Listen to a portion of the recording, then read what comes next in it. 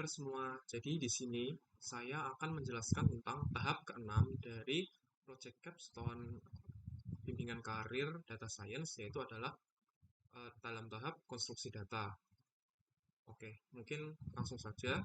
Nah, di tahap pertama konstruksi data, kita itu harus menyesuaikan semua tipe data yang ada di dalam dataset yang kita miliki.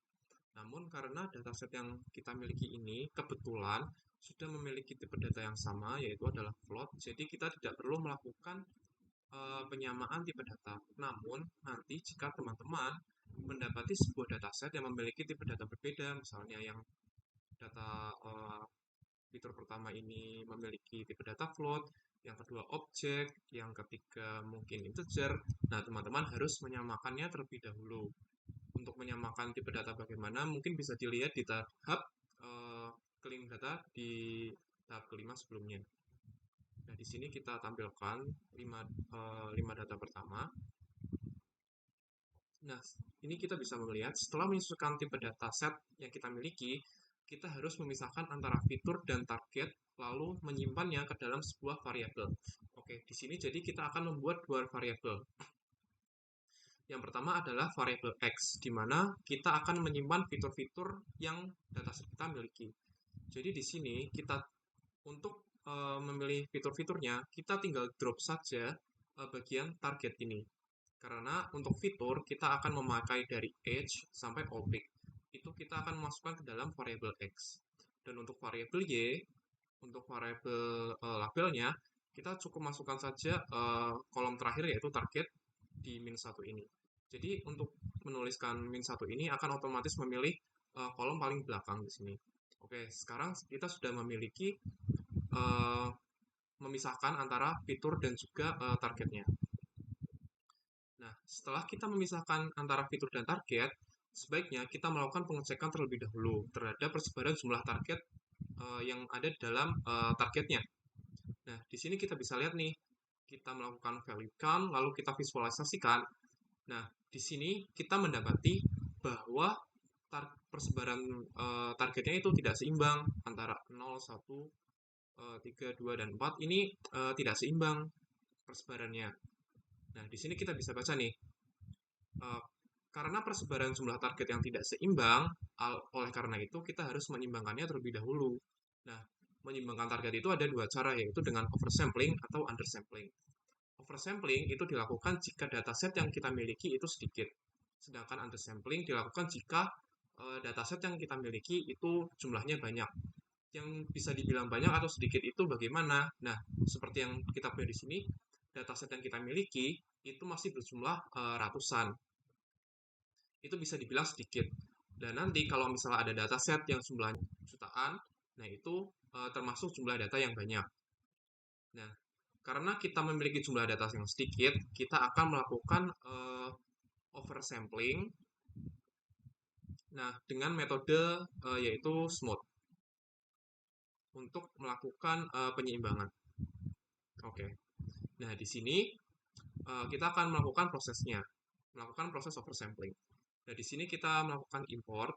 Nah, di sini kita masukkan ke dalam variabel, kita panggil metodenya. Di sini kita akan membuat dua variabel baru, yaitu untuk menyimpan data fitur yang telah dilakukan oversampling dan juga data target yang telah dilakukan oversampling. Lalu di sini kita panggil metodenya, kita masukkan variabel yang sudah kita buat tadi, yaitu variabel X yang berisi fitur dan variabel Y yang sudah berisi targetnya. Nah, di sini kita bisa lihat nih visualisasi dari hasil oversampling. Nah, di sini merupakan target yang belum dilakukan oversampling, dan di sini adalah target yang sudah dilakukan oversampling. Bisa dilihat di sini persebaran datanya tidak merata, sedangkan yang di sini sudah merata. Nah, bisa dilihat nih di sini kita tampilkan ketika target yang sudah disimbangkan menggunakan oversampling. Di sini bisa dilihat yang belum disimbangkan. Jomplang banget di sini antara target 1, 2, 3, dan lainnya. Dan ketika kita sudah melakukan oversampling, ini sudah menjadi sama. Menjadi fitur yang paling banyak yang dari target 0 itu adalah 187. Nah, setelah menyeimbangkan persebaran jumlah target, kita akan melakukan pengecekan apakah perlu dilakukan normalisasi atau standarisasi pada data kita. Di sini kita menggunakan metode describe, itu mendeskripsikan tentang data yang kita miliki. Count-nya ada berapa, mean-nya berapa, standar deviasinya berapa, nilai minimalnya berapa, nilai maksimumnya berapa, dan lain-lain. Nah, di sini pada deskripsi di atas dapat dilihat bahwa terdapat rentang nilai yang cukup jauh pada standar deviasi setiap fitur dataset yang kita miliki. Oleh karena itu, perlu dilakukan normalisasi atau standarisasi yang memperkecil rentang antara standar deviasi setiap kolom. Nah, kita akan melakukan normalisasi itu dengan min-max scalar.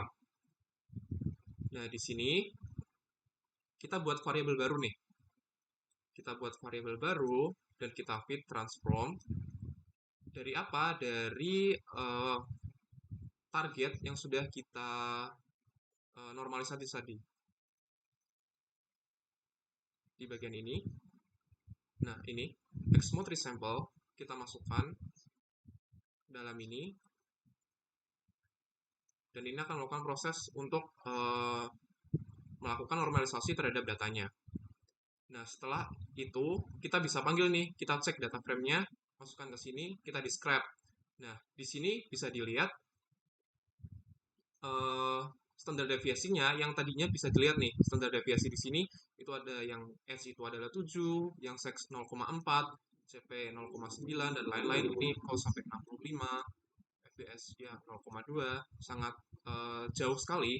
Nah, setelah kita lakukan normalisasi, standar deviasinya menjadi lebih sedikit rentangnya, lebih pendek.